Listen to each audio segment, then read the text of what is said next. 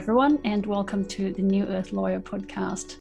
My name is Geraldine Johns-Putra. I'm a lawyer based in Melbourne, Australia. I am coming to you from Bunurong country, and I would like to pay my respects to their elders, past, present, and emerging.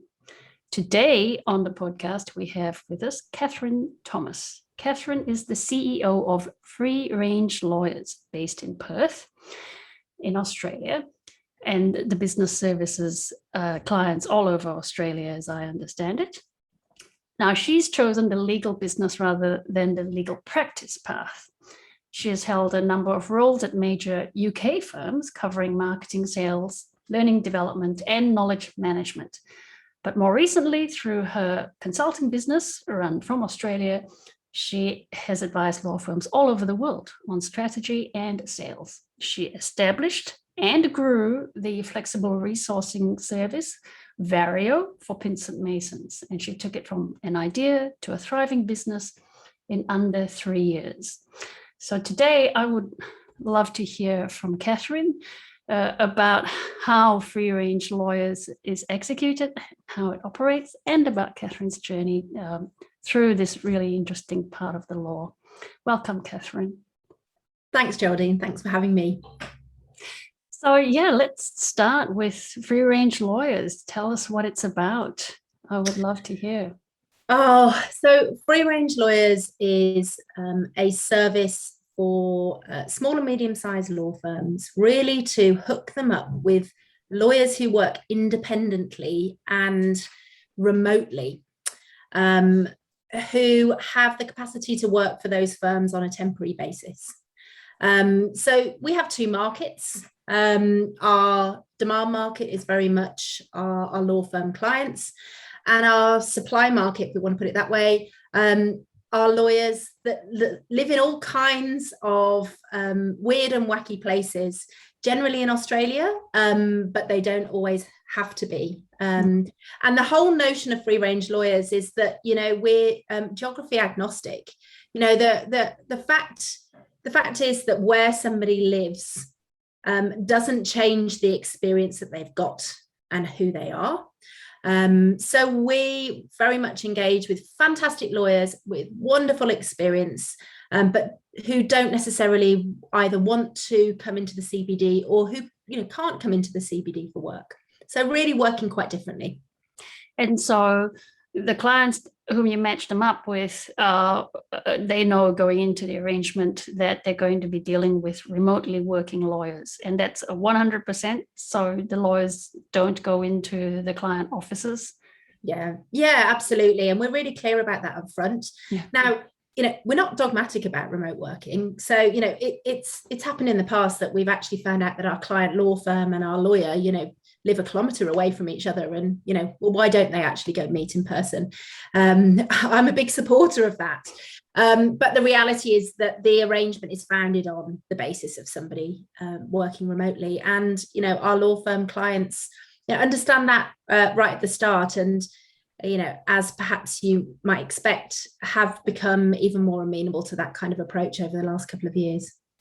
And are they law firm clients exclusively, or do you actually have corporates or other sorts of clients who aren't law firms who might be looking for remotely working lawyers and the flexibility that they bring?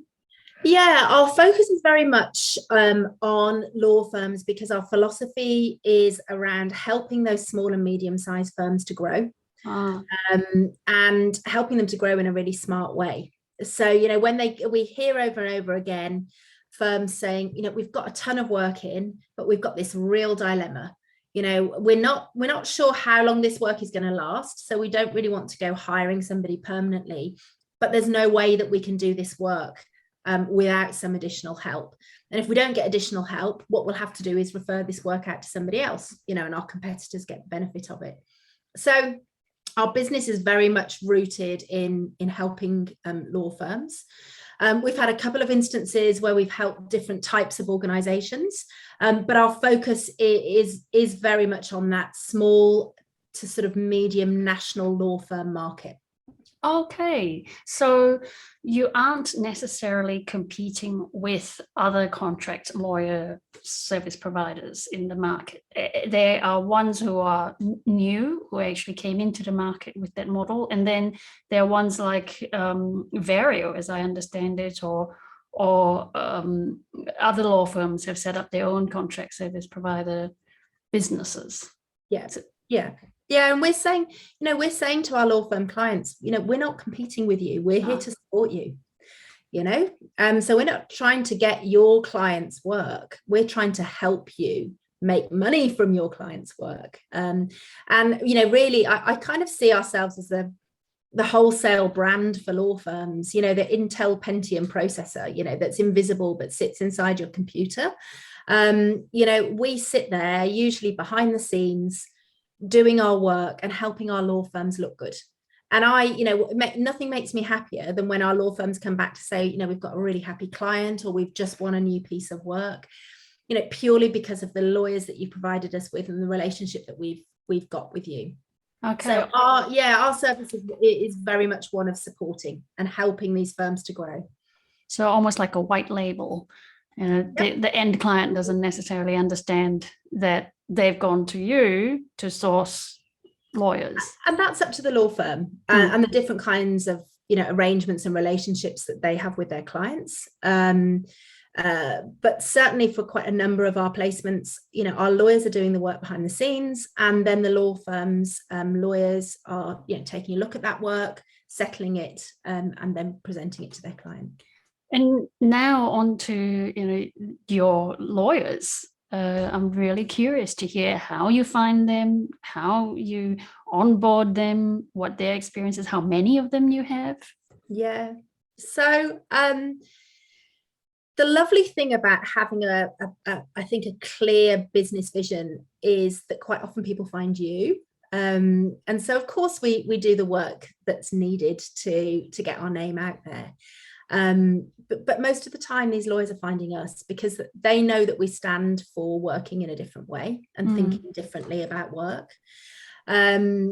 So we have well over 100 now that have been through our process, and our selection process is pretty in-depth. So we really front end our effort, and the reason for that is that our law firm clients don't have to spend an awful lot of time getting our lawyers on board, because we have done all of that, getting to know them in advance.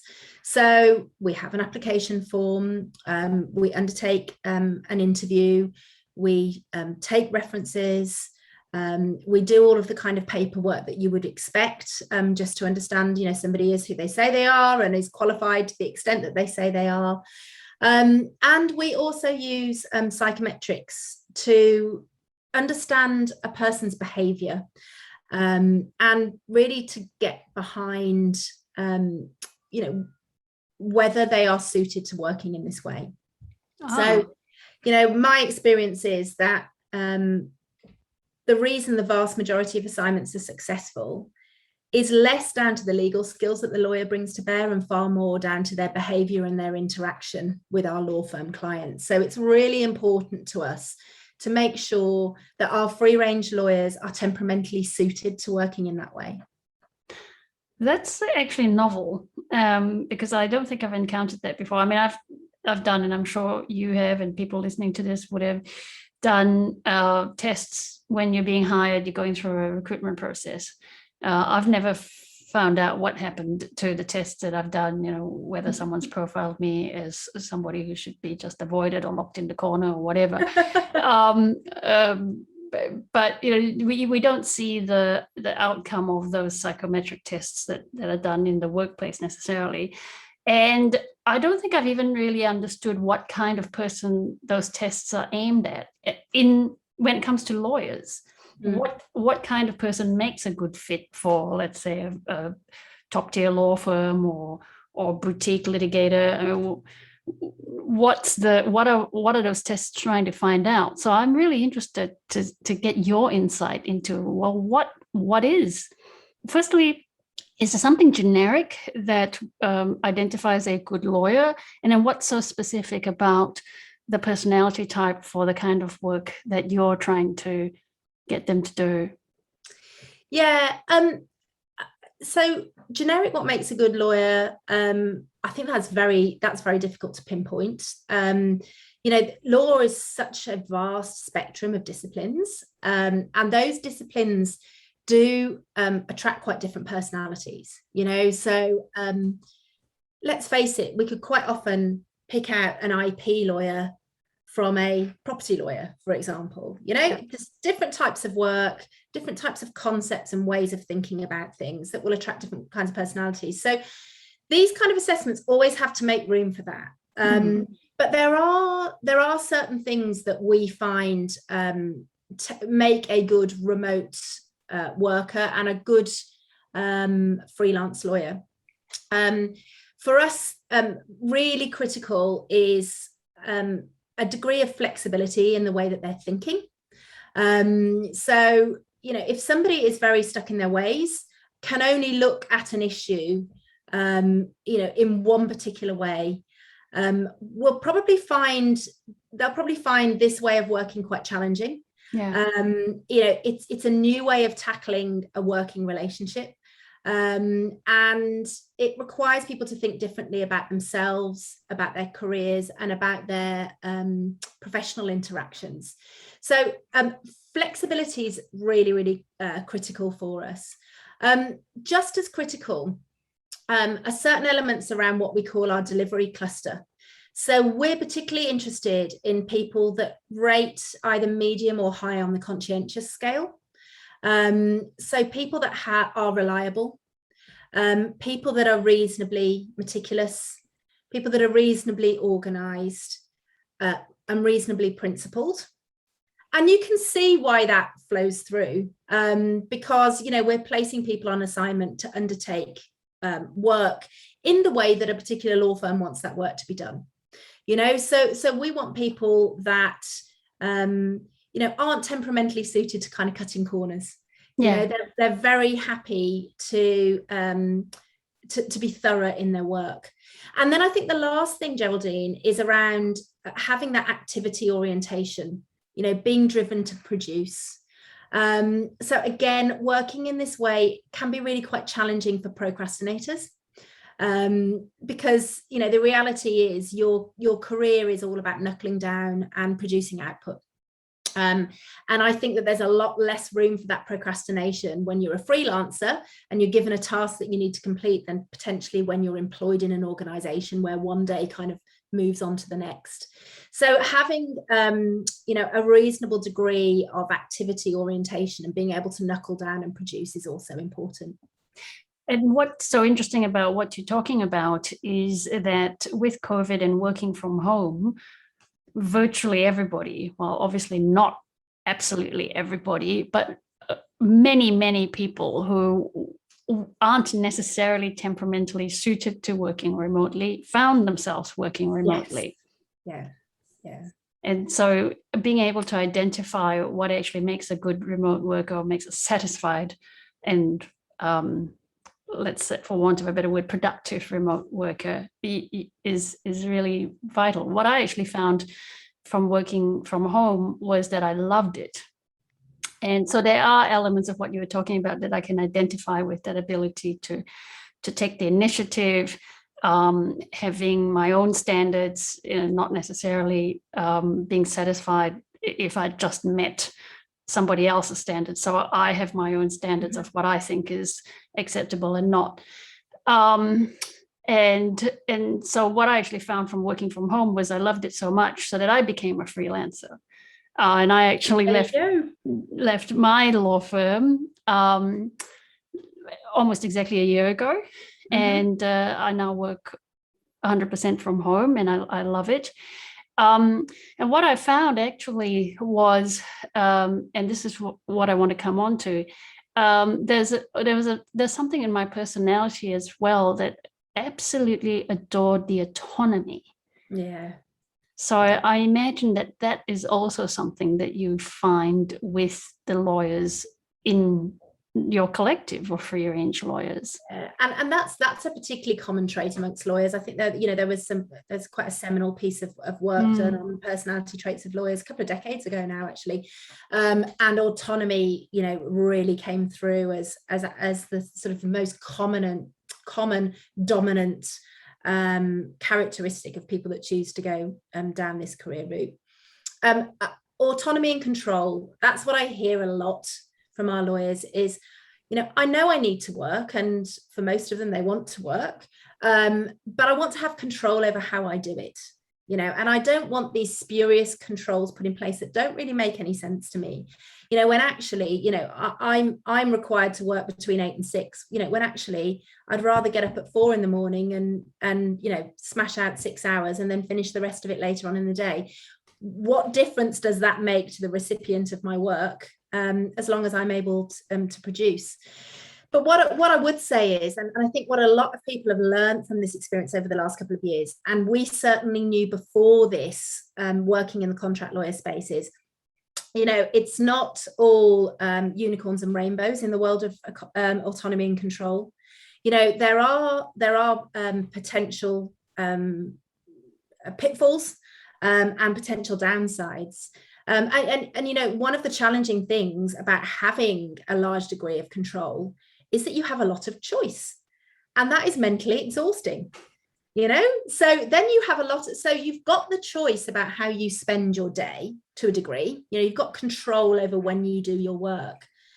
Well, actually, that then requires mental energy to make a decision about how you're going to do that work. And whilst I'm not saying that there isn't something really beautiful about being able to align who you are with the way that you work, there are challenges too. Another one is, and you no doubt will have experienced this, having gone freelance in the last year or so, there's a lot of admin. There's a lot of admin. And when you're employed in an organization, quite often somebody else does that for you, or at a minimum, somebody prompts you when you haven't done it. Yes. The reality is, if you're working for yourself in whatever capacity, you know, if you don't have your admin sorted, you don't get paid. If you don't keep on top of your paperwork, those invoices don't come into your bank account. Or you could lose your practicing certificate if you don't stay on top of your CPD points. You know, you don't renew your insurance or whatever it is. Yeah. Totally. And so I think something that I've seen quite a lot of is people moving into freelancing anew, you know, with lovely images of, you know, working in coffee shops and, you know, midday walks along the beach, and all of that can happen. But that will invariably be accompanied by sitting at your laptop at 8 o'clock one evening, making sure that you get all of your invoices out to your clients, you know? Yeah. No, you're absolutely right. But I think, and I really want to pick up on this point that you made about the alignment between what a person stands for and the work that they're doing. I think when you do have that choice, the alignment between the work and I'm going to call it purpose, because I'm big on purpose work, purpose for companies as well as for individuals. If there's an alignment between the work that you're doing and your deeper purpose, then two things happen that are relevant to what you're talking about. One is the admin stuff becomes less tedious, because it gets put into its place of, if I don't get this done, then I can't serve the way I want to serve. Yeah. Okay, yeah. So it's a necessary evil, but it's okay. And then the second thing that happens is that choice element becomes easier, right? Because, and I find this, so I look at all of the work that I do and the different options that may be presented to me, not necessarily on a daily basis, but let's say on a weekly basis. And I can say now, a year out, that it's 100% aligned with what I view as my mission or my purpose. And so it's quite easy to say no to something. Like, well, that's not really, that's not the kind of organization I want to be associated with or want to lend my energy to. And so I'm wondering whether that's something that you're finding with your free range, with the free range lawyers who work with you. Absolutely. And I would say that every single one would acknowledge, those potential drawbacks, but would say, but I won't go back. This is the way I want to work. For some, though, that level of alignment happens instantly. For most people, it's a journey. And I do think that freelancers, independent workers need to be kind to themselves on that front. It's not going to be perfect from day one, and you are not going to always make good decisions from day one. And you will, particularly in that early year or 18 months, you will learn as much from, for example, the work you took on that you shouldn't have taken on, as you will from that fabulous client account that went really well. And I certainly, when I talk to a lot of lawyers that are considering working this way, and some end up becoming free range lawyers and others, don't and do something differently. But I'm always happy to have that conversation and guide them. And when I talk to them about this, I say that it is almost always a year to 18 months before you start to get into your groove. Some very self-determined people with very clear parameters can do it more quickly.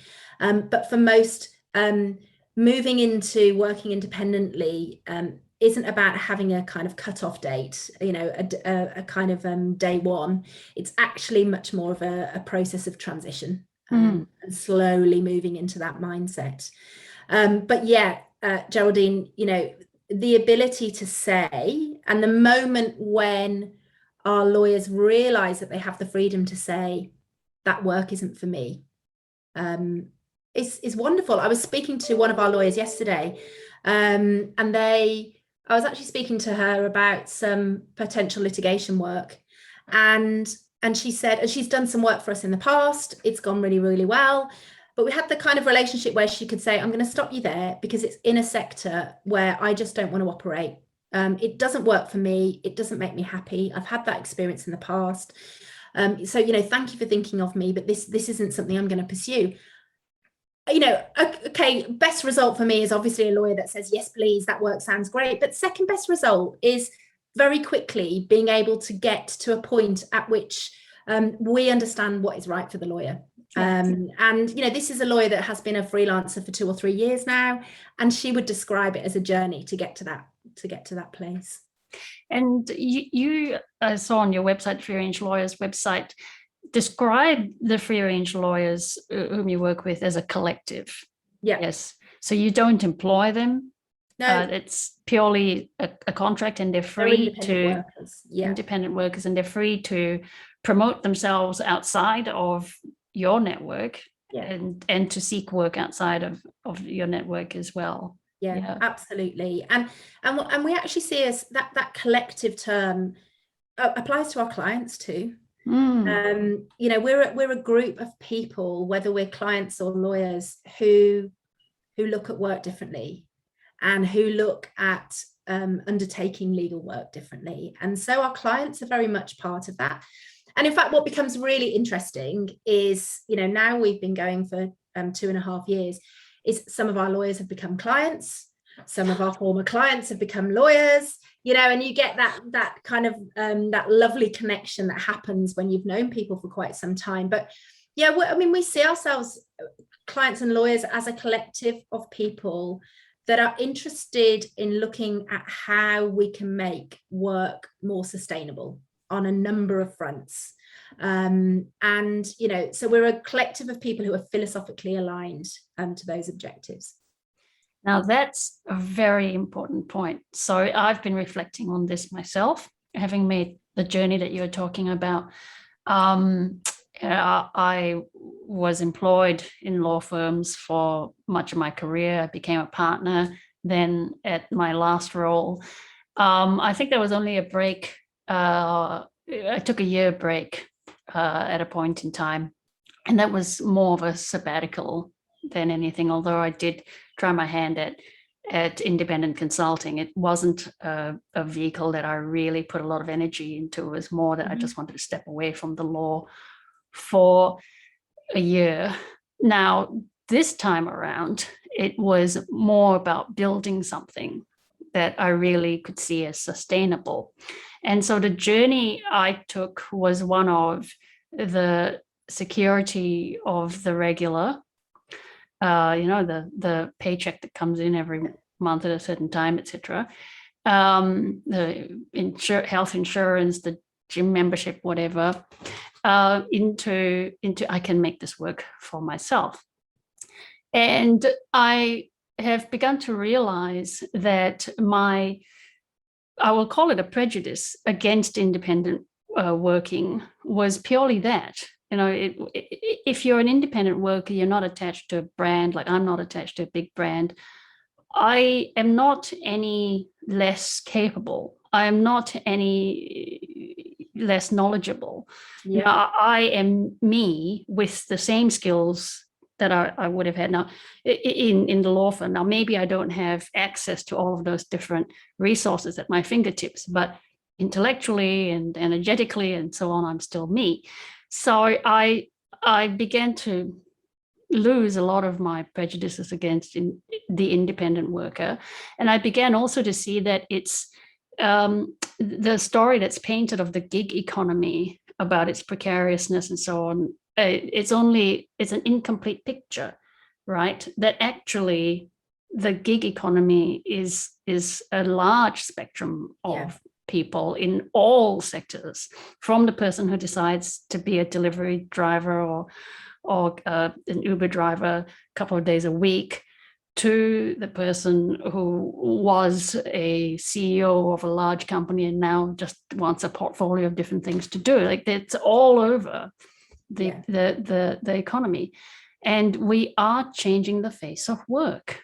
And you're contributing to this, which I think is really remarkable. So what trends have you seen in the 2.5 years? I mean, COVID's the obvious one, but even weaving that in, what are you seeing in terms of people's mindsets and their desire to become freelancers or independent workers? Yeah, I mean, there's a huge trend for lawyers leaving established organizations to want to work independently, and that existed prior to COVID. So it most certainly accelerated those trends hugely. Probably a decade's worth of change has occurred in 2 years, but it was happening already. Why was it happening already? I mean, there's no easy answer to this. Lots of factors overlaying. It's now a lot easier to set up on your own.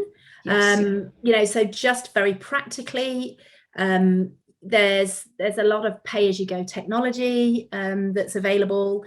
You can set up a really secure, smart technology infrastructure for just one person for a few $100 a month, right? So those barriers to entry, the very practical financial barriers to entry, don't exist anymore. Obviously, those societal changes around how we view ourselves, between the genders, how we view families, how we view the job of raising children, all of that has then had an impact on more and more people wanting to balance those home commitments, with a challenging career. It seems almost old-fashioned as I say it, but let's not forget, 15, 20 years ago, a lot of families had somebody at home looking after the children while somebody else went out to work. When you have both partners working, the dynamics of that family needs to be very different, and work needs to meet that, and needs to meet those needs. But it's not just for people that have children, and I think that's a part of the narrative that sometimes frustrates me. Clearly children are a real imperative and a kind of you can't ignore their needs, so they're an obvious reason for wanting to work in this way. But I am seeing more and more people, particularly lawyers, who are thinking, I can monetize the skills and experience that I've got to earn a good living, but still free up some time a day, 2 days a week to go and pursue the kind of stuff that really makes my heart sing. So for example, one of our lawyers is a psychotherapist, and she has a psychotherapy practice, but she really enjoys being a lawyer too. And so she balances both of those things. And I know that she can't really do more than 3 days worth of work a week through us, because she's spending her time doing something else and something really, really different. So, that's just, I've just touched the surface of the kind of trends that we're seeing. But the upshot is this notion of the solo worker, the entrepreneur, the independent worker in law in particular is really accelerating. Now, I read an interesting article just coincidentally, wasn't in preparation for talking to you. I think it was just because I was having thoughts around my own journey to the gig economy. And the article named 4 things that you needed to thrive as an independent worker.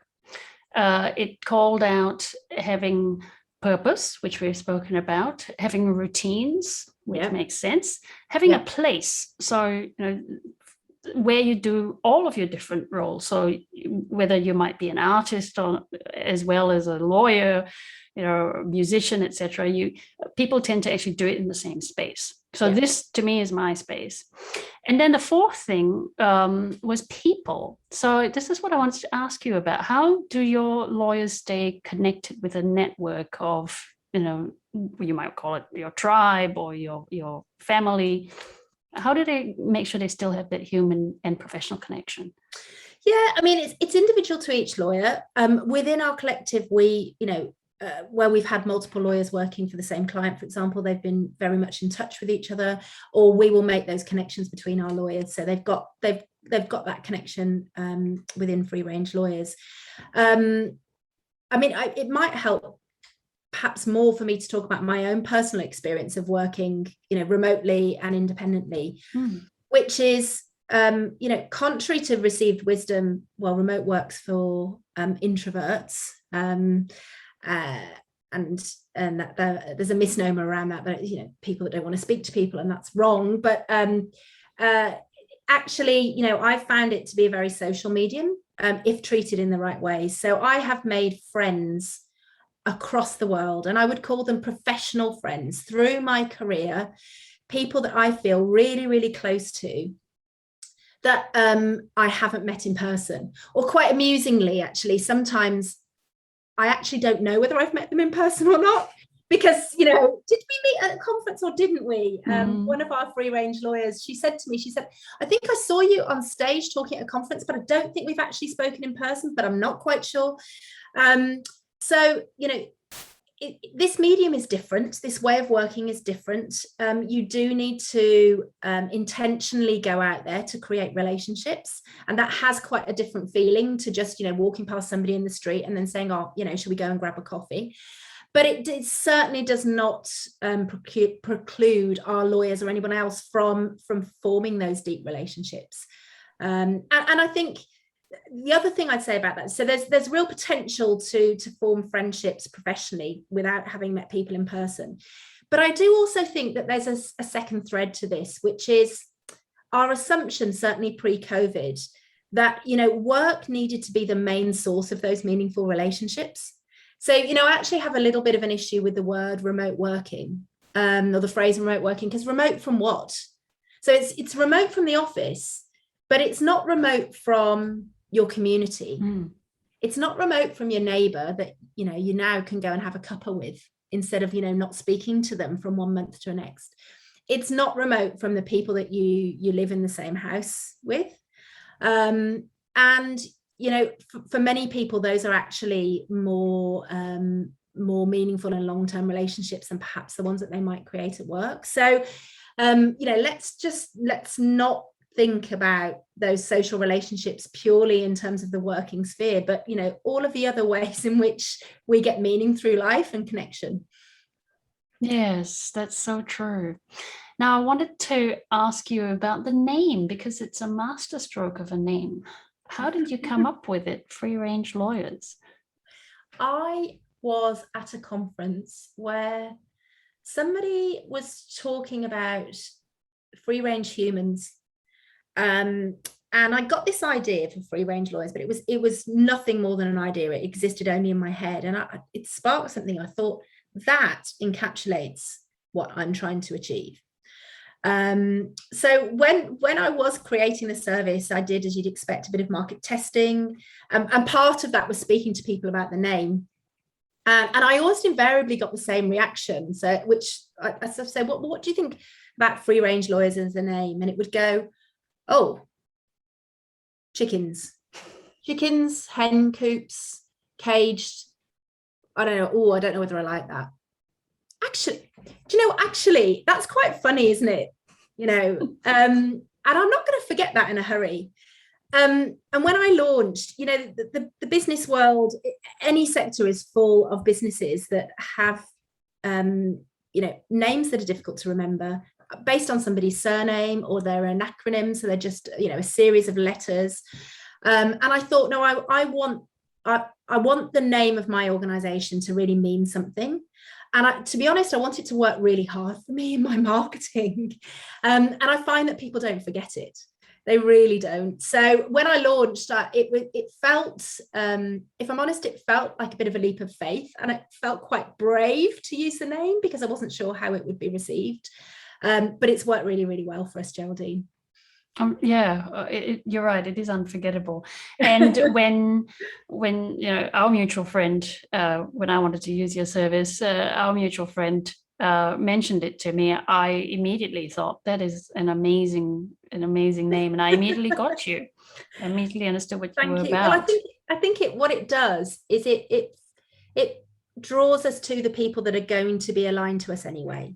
So, you know, I don't expect to appeal to everybody, and I don't want to appeal to everybody. But what the name does is kind of shortcut us to our collective, you know, to our tribe.